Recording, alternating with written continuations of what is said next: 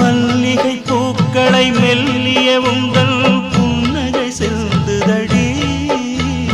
மார்கழி மாசத்து பூம்பனி தென்றல் கண்ணேவும் கைகளடி வெக்கப்படும்